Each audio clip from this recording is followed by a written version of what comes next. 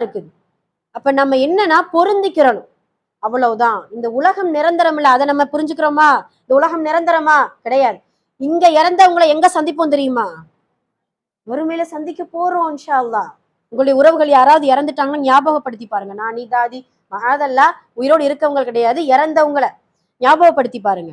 கண்டிப்பாக மறுமையில அவங்கள சந்திக்கத்தான் போறோம். எந்த அளவுக்கு தெரியுமா?